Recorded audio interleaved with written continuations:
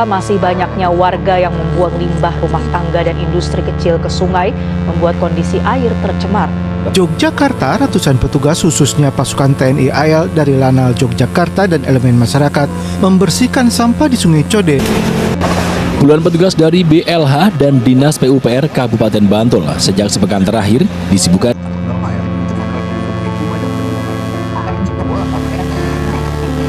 Inilah Sungai Code yang merupakan salah satu sungai yang membelah kota Yogyakarta.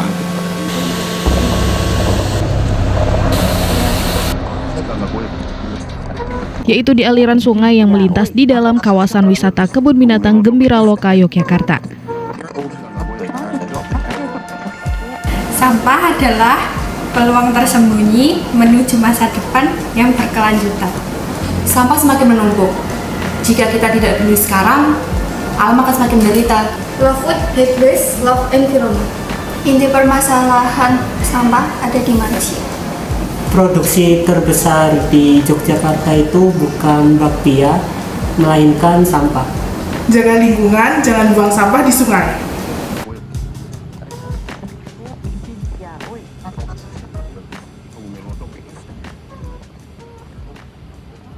Selamat datang di Yogyakarta, kota yang dikenal dengan keindahan alam dan budaya yang kaya. Namun, di balik keindahan tersebut, terdapat masalah lingkungan yang semakin besar. Sampah. Di Yogyakarta, sungai yang seharusnya menjadi sumber kehidupan kini menghadapi krisis yang nyata. Sampah menumpuk di tepian, mengalir bersama arus, mencemari air, dan mengancam ekosistem.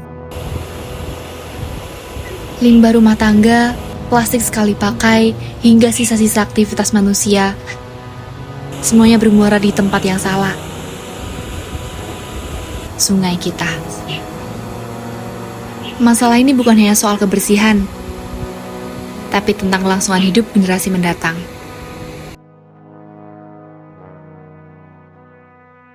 Ya, tentu kalau isu berkaitan dengan sampah sebenarnya sejak beberapa tahun terakhir ini memang sangat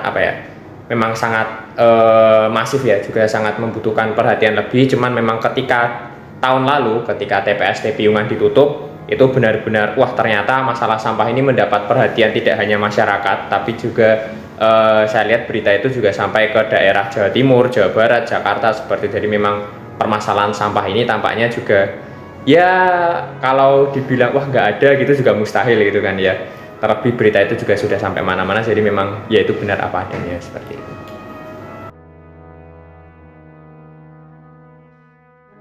Ini sebenarnya sebuah grafik yang saling berhubungan ya, di mana semakin tinggi pola konsumtifnya tentu biasanya sampah yang dihasilkan juga semakin tinggi, itu tidak bisa dipungkiri. Tapi juga bisa terjadi grafik yang sebaliknya, yaitu ketika pola konsumtifnya yang tinggi maka pengelolaan sampahnya ini juga bisa lebih tinggi seperti itu. Contohnya ketika saat ini mungkin banyak dari kita yang saya bilang apa ya bahasanya sekarang ya, males gerak ya, mager itu buat keluar, ya udahlah kita pesen aja makanan gitu melalui aplikasi online seperti itu. Jadi sehingga datang gitu. Itu kalau aplikasi online datang itu kan pertama bungkusnya, kemudian nanti belum tentu kalau itu tidak habis, kemudian nanti dari di dalamnya bungkusnya itu ada apa-apanya kan, seperti contoh mika atau apa seperti itu juga menimbulkan sampah. Tentu itu sangat meningkatkan produksi sampah gitu ya seorang individu. Tapi juga bisa jadi ketika ketiga hal itu tadi yang bermasalah itu tadi, seperti bungkusnya, mungkin ada plastik mikanya, sisa makanannya bisa diolah dengan baik, tentu pengolahan itu bisa grafiknya juga ikut naik seiring berjalannya pola konsumtif yang naik itu tadi. Cuman memang pola konsumtif yang naik ini tentu juga saya rasa kecenderungannya lebih menimbulkan banyak potensi sampahnya sih sebenarnya. Sampah yang mencemari sungai-sungai di Yogyakarta seperti Code, Winongo, dan Gajah Wong menjadi bukti nyata adanya kerusakan lingkungan akibat perilaku manusia.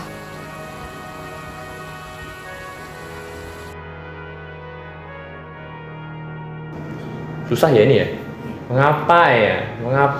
Saya juga bertanya-tanya sebenarnya, mengapa ya gitu. Mungkin menurut saya ini mungkin opini pribadi, mungkin menurut saya adalah masyarakat sudah merasa kayak ini bukan tanggung jawab kami gitu. Ketika sudah selesai dengan suatu barangnya merasa bahwa ini sudah bukan tanggung jawab kami gitu. Padahal sebenarnya ketika sebatas kita minum gitu, kita minum kemudian kita beli dari mungkin gelas plastik atau botol plastik seperti itu, ketika kita sudah selesai, udah nih tanggung jawabku sudah sampai di sini, ya udah buang aja gitu. Padahal ketika itu tidak terpilah dengan baik, kebelakangnya proses kebelakangnya kayak wah ini kan bisa didaur ulang, tidak semudah itu. Botol yang didaur ulang itu harus bersih, kemudian juga tidak tercampur dengan apa-apa seperti itu. Kalau kita udah nyampur kayak gitu juga tentu menimbulkan masalah yang lainnya gitu, jadi kayak nggak bisa didaur ulang lagi. Jadi saya rasa kayak ya mungkin kesadarannya ini menurut saya saat ini adalah belum merasakan di step berikutnya. Kita saat ini hanya merasakan step ketika konsumtifnya, tidak merasakan bagaimana step setelah konsumtifnya. Seperti itu sih. Ya mungkin perlu semuanya merasakan kayak oke, setelah botol ini ada gitu, terus saya akan coba kelola lah bagaimana gitu. Itu pasti mungkin nanti akan menaikkan rasa kayak oh gimana biar kita mengurangi botol ini gitu.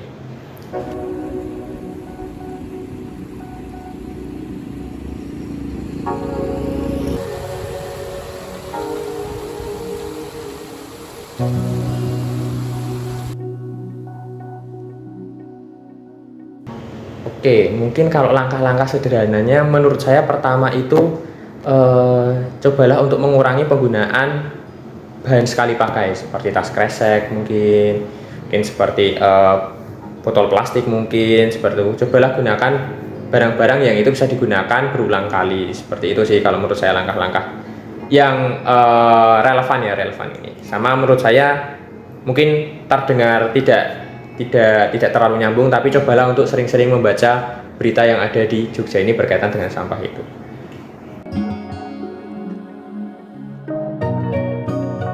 Sungai-sungai di Yogyakarta adalah cermin kehidupan, bukan hanya bagi alam, tetapi juga bagi kita sebagai manusia. Namun kini, aliran itu terhenti oleh sampah. Sila kedua Pancasila, kemanusiaan yang adil dan beradab, mengingatkan kita bahwa manusia harus hidup dengan keadilan bagi sesama, termasuk pada lingkungan yang menopang hidup kita. Adilkah jika kita mengotori sungai dengan limbah yang merusak? Atau beradabkah jika kita mengabaikan tanggung jawab untuk menjaga keseimbangan alam?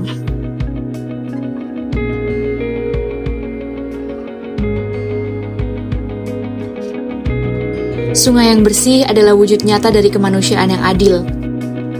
Ketika kita peduli, memungut sampah dan mengurangi limbah, itu bukan hanya tindakan menjaga lingkungan, tetapi juga cerminan dari nilai kemanusiaan yang luhur.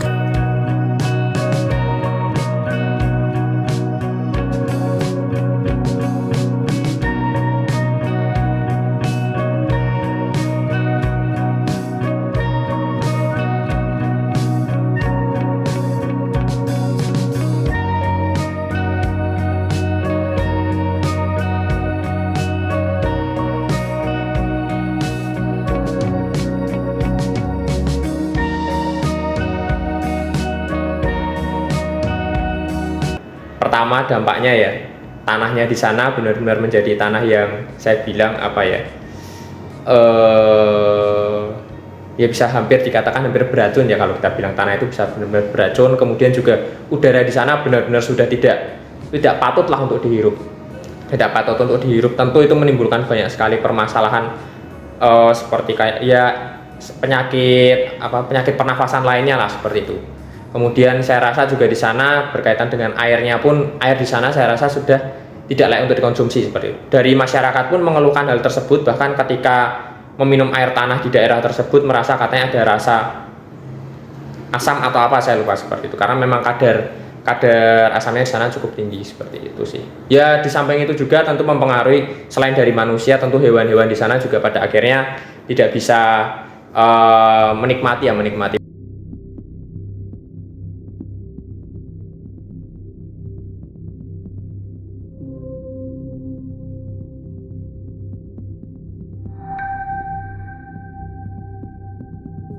Sila kedua Pancasila, yang berbunyi kemanusiaan yang adil dan beradab, dapat menjadi pijakan untuk menyadarkan semua pihak bahwa membuang sampah ke sungai adalah tindakan yang merugikan banyak pihak.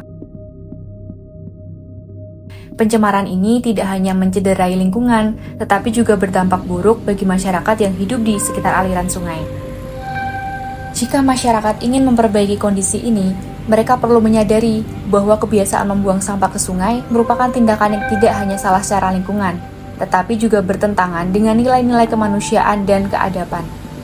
Perubahan dimulai dari kesadaran kolektif bahwa menjaga kebersihan sungai adalah bentuk penghormatan terhadap sesama dan alam.